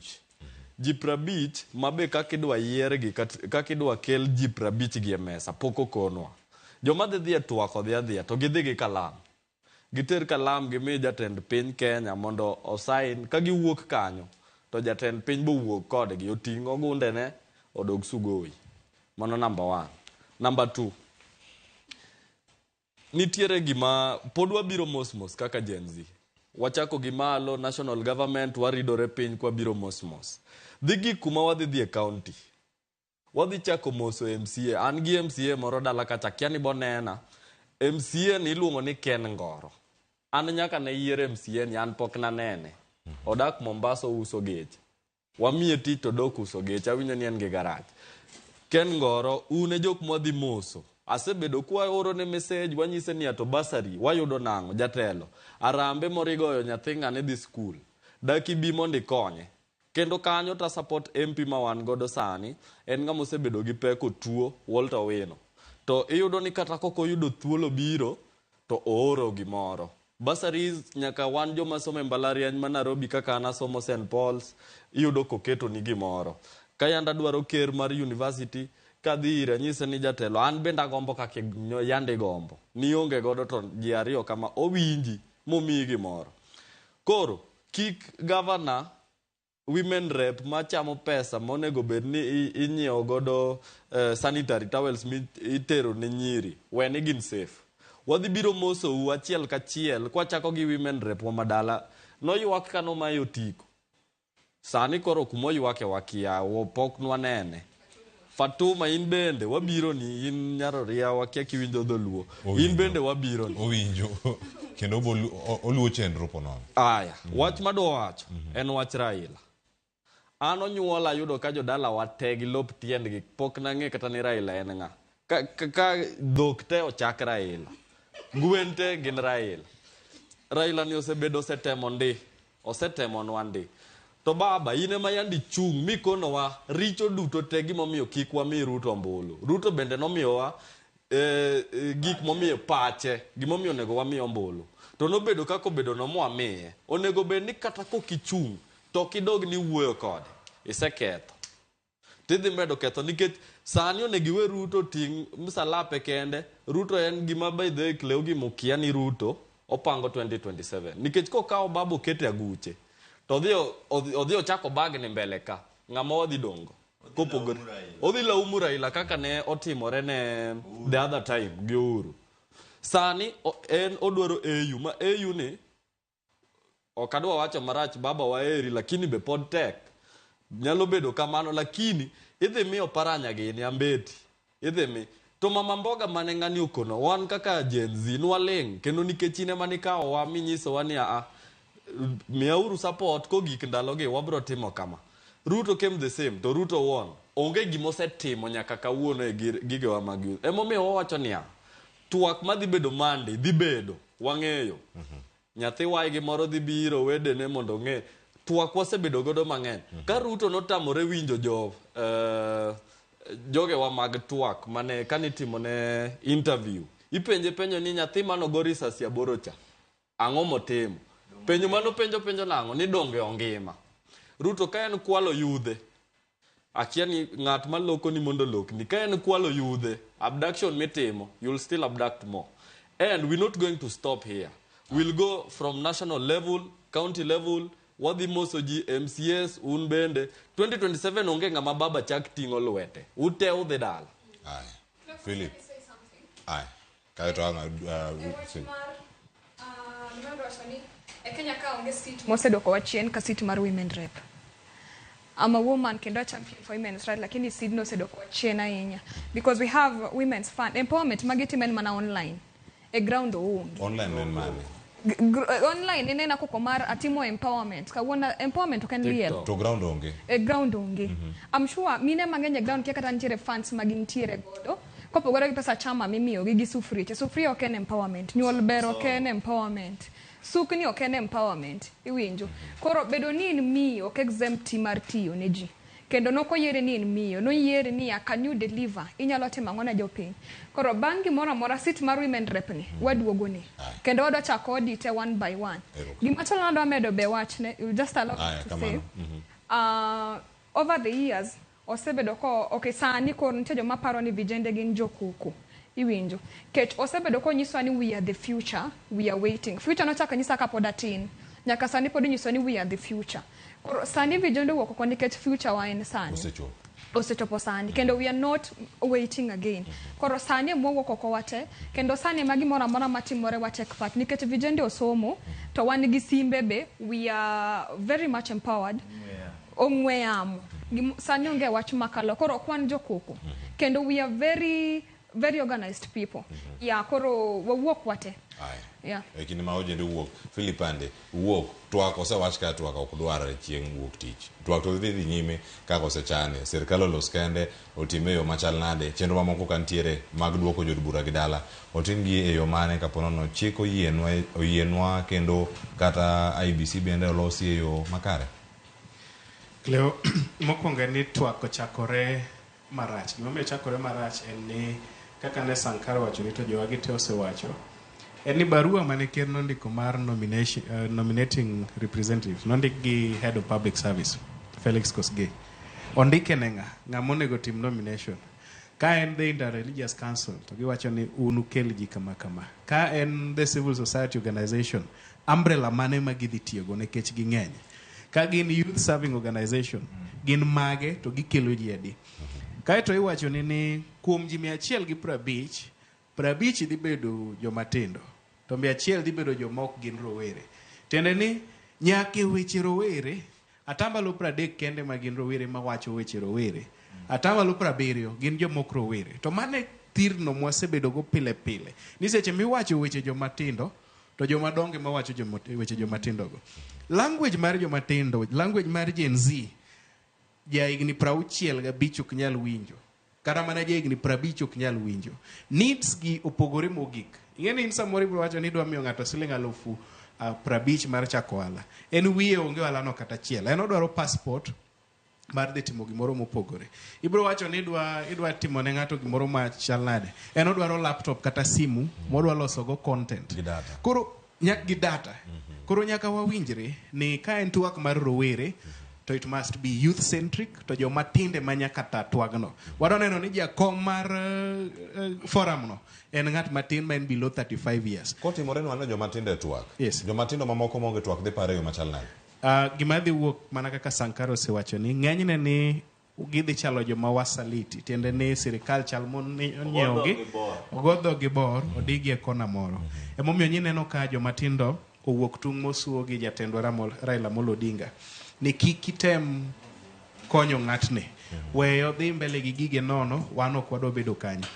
Gima dwa wacho ni Cleo kaluwore gi chike ma asesomo ka ma nyisi mag rowere mantiere piny Kenya kawuono monego bed ni konyowa, adwa miyi ranyisi kuom chike ariyo. Machiel en chik tachiel ok en chik. Kane jatend piny owacho masani oyier nobiro gi gimoro ni Hustler Fund mimiye ji $300, $500 pok aneno ng'ama omi $2,000. To mane pesa man ne bed ni kawuono jo rowere onego chak go ohala. Hustler Fund no onge chik mar Kenya. Iseneno Hustler Fund Act ei piny Kenya ka to no kale ndalo mage. But nitiere gimoro miluongo ni Youth Enterprise Development Fund. E higa mokalo kanomi Hustler Fund $1,000,000 to mi Youth Fund mantiere chik $195,000. Uwezo Fund nomi $1,172,000. Funds gi itiyo kodgi constituency level. Tiende ni constituency ka constituency yudo pokne. Kikawo constituencies 290 tipogo gi Youth Fund cha. Iyudo ka constituency ka constituency yudo $662,000. Uwezo Fund cha giyudo $603,000. Tidwa poge ne youth groups 55,000. Obro romo youth groups adi e constituency. To kikawo Hustler Fund maonge chik to mi $1,010,000. Tiende ni waero mana social media, waero mana koko populist politics. But transformational leadership kata policies monego bed ni loko ngima japiny to ok wakete tim, ok wakete oteku. Koro waseketo recommendations to ang'e ni twak dhi mbele chieng' wuok tich. Mokwongo en ni ka twagno dipo ni timore, jakom twagno en ng'ama tin. Ka bed ni twagno timore, mokwongo kapok owach wach moro amora, en ni joma nyiche nomaki matindo marowere gin kure tiwegi unconditionally. Joma nyiche notho iwacho ni gin ji 41. An gadieri ni gin ji moingo 80 manyiche notho e ng'anyo masani. Wadwaro data no to wadwa ng'e ni e ng'ato ka tho mosebedo sirikal otime ang'o, ere ng'uono ma giseketo ne joma nyiche ne owito joggi. Erokamano ja Filipande. Michelle adami thuolo to wachako round mar tieko. Anga tieko di Filipande e round masani monti. Angi medo wach mari mogik gino mida wacho sani. Michelle, yes. Mi wacho sani mede gi wach mari mogik. Okay. Erokamano adwa wacho gimoro e weche ariyo ma wadwa ni owacho. Achiel about mar somo gi achiel about occupying counties. In gi dakika achiel. Yeah, an gi dakika achiel. Ana ya Homa Bay County. My governor is Nyawangaya. Women Remano Governor ma Homa Bay County. Okay, so there is this thing that is coming up. Makoro nitiere opponents moko madwa tiyo gi Gen Z yo marach. Makata ka jatelo ne tiyo maber, to koro nitiere jok moko makunyo piny mondo keth telo moro matimore maber. Aneno gimoro ni ati occupy Homa Bay County. That is something that is not there. Ngato ka tiyo maber to ngato tiyo maber. I'm not supporting that I'm standing. Tiyo maber. No, like I'm talking of my county. Let me finish. My governor is Gladys Wanga. When she is working, she's working. You were talking of bursaries. And IIA, Homa Bay Town constituency. My MP is Opondo Kaluma, of which is my uncle, Anya Sego Kanyada. Opondo Kaluma, definitely. I can't say... I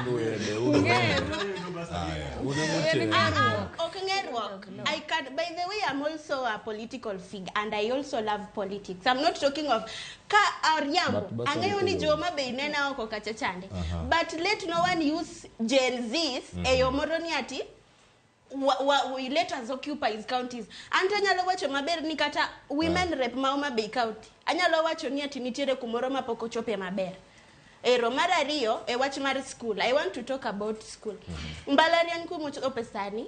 O favor mana joke manigi pesa. Nikech definitely mostly katan. Maybe I can't say that I'm not relying on bursary. I'm relying on it. But sani yudoka sani Cleo katango ni fibo nega chul. Au solo maru. Mondo miasom. Koro onego bedni ati. Like, in short, anything, what we were focusing on is let this government new bed dismantle what were government manien. Erokamano ina Michelle. Mana wach mugi. Where we are taking. What mugi? Amisa Ankara utieki. Michelle. Anatie koka wachoni. Agoyo ne jo Homa Bay erokamano. Ana jiteka yane maigwo Homa Bay County and I'm representing my county. So as a Gen Z, let us remain adamant. Let no one use us. Bedking ayoge midwaro. Kikuwog ni ati let us occupy Homa Bay County when you know very well that Mama Totio. I'm not standing here. Homa Bay is my home. Kuro kanyali moso katangato nikechatieko. Akaramuswa. Amoso dawanya Joey kaya digod bono kochia. Achaka moso mama and all my friends from Kenyatta University. I know you are viewing me. I love you all. Erokamano Michelle. Sankara giwash mari mugi kado. Cleo dongati eko rauna nakaso koro. Michelle kausa ute. Koro Cleo 1955. Kawuono wane 2024. 1955. Amea trade unionist. Thomas Joseph Mboya. Neketo jopuonjre idho ndege ka dhi somo loka. William Ruto 2022, 2023, 2024. Kerman gi PhD chiwo wheelbarrow mondo inua uchumi. To jomoko kako walo Kennedy Ondiek geni pod biro riambera mogi kaka serikal tiyo. Wan kaka wan joluo kata jo piny mar Kenya. Wan gi ng'eyo kendo wan gi target wa ni ka wadhi kama to wabiro dongore kama igni mabiro.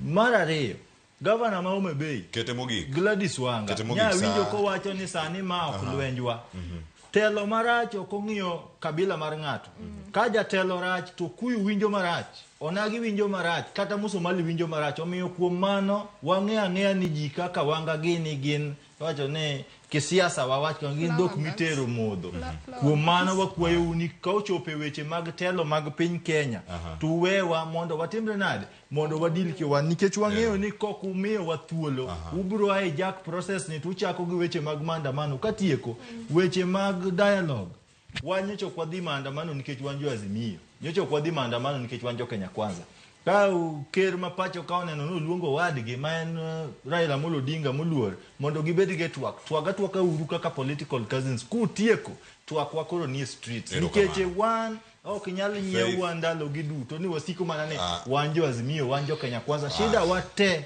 wanjo Kenya. Erokamano. Faith Ken wach mari mungi wach na mungi Cleophas ni vijende weuru wakt kaka psychophants kikuluju nikech pesa lungato nikech pache gangwa monyalo timo iwinjo wach mar support ngato nikech ngani aero ama ngani osetimona gimoro timo ni ngama chelo dako timo ni nitiere funds moro ma wate alafu wach machielo pesa CDF to ningo duoke national government to make no school fees free ket CDF no ko biro mondo make MPs rich no biro mondo tinwa e constituencies atieko erokamano kendo bishop no nyisana amosi erokamano Bishop Ken erokamano inya otechopo yo makare wach mogik kumi Vincent an gima do wacho from JR School of Thoughts wacho ni ngamofuo en chiemb ngamariek wasebedo nu mofuo for a very long time usewuondo jonyuolwa mowuondo wa mwagonu kura wang'ni jonyuolwa ok chak wuondwa kendo to un nyaka county mae dhi bedo matek mbele dhi bedo modwanyore anyway amoso babawa Benson Owil japich achiel maranen mane morita adwa wacho ni kendo amoso Trevor Ombija konyowa nyaka jo kata kokija nyaka chokelonwa basari St Paul's Ombija wamanyi kendo med dhi mbele in wadhi migi malich mano Ombija taya oseyudo mare karaka ocha pesa yudo kelo basari aya kama ntiere Brenda wach mari mogik wach na mogik kinde ten mani president otemane umed winjo gima jo Kenya dwaro umed winjo gima Gen Z dwaro to maduong' mogik ni oteme oluchik kaka nitie nikech we do not need dialogue we do not need other laws we do not need interference gima wadwaro en mano tigi chik kaka nitie to kotiyo kode to weche dhi maber to Gen Z's accountability gi good governance majiwero no mane mobed focus kende kochopo ni wa occupy national government counties katema wase devolve corruption occupy counties prop occupy counties prop Homa Bay mshengi biro wach na mogik Cleophas ne ojende an millennial ano kan Gen Z but watiyo kamoro achiel e yiero mogik ne an National Azimio Presidential Youth Campaign Leader ne wasayo jomatindo mondo wago kura kendo waket kura kama ber to jomoko ne ok owuok mogo kura pod ipingo wanyaka sani jomatinde mano ok ogo kura momiyo wan kama wantie an gima dwa kwayo jomatindo ni gima watimo sani ne mopogore gi devolve county for accountability occupying counties nyaka watere yiero madhi biro mondo ng'an mabeno yier ma ike ng'eny mogik en diegni 40 mondo koro piny ni odong' e lwet jomatindo wane gima wanyatimo kode nikech wasetamore ne joma waluongo ne usual suspects ka osegowa piny Cleophas an kawuono kamos ji mang'eny nitiere ng'ato orona message iluongo ni Senior Ray ok ang'eye to wacho ni en Gen Z koro ambose kaka Gen Z erokamano Ray gi jomatindo ma winjowa erokamano ahinya Philip Pande erokamano Michelle Achieng Vincent Oduor erokamano ahinya Brenda Ongalo Sankara kachol koda ka Faith Ken erokamano ahinya watieko onge wach mogik mochopo gar ka jokmoro ma ote duto boninde erokamano ahinya jogo mantie ka kanyo Mama Nyasango Philip Pande biyoro ote mai wacho ne sawa intiere karka awoni biyoro ote neno chenro achiel kachiel gi jogo moloyo mbui mar Facebook kod X kod YouTube wagono erokamano ahinya SMS bende wuoro kok wasomo kawuono oromuru juma manyien nata e chenro kiny makona sa 12 nyaka sani sa beach odondaika achiel to romo sa beach oriti masani anyinga Cleophas Oluoch jagisumo kanya kwaro mokeo nyaka chango ukiero occupy everywhere occupy anywhere oriti masani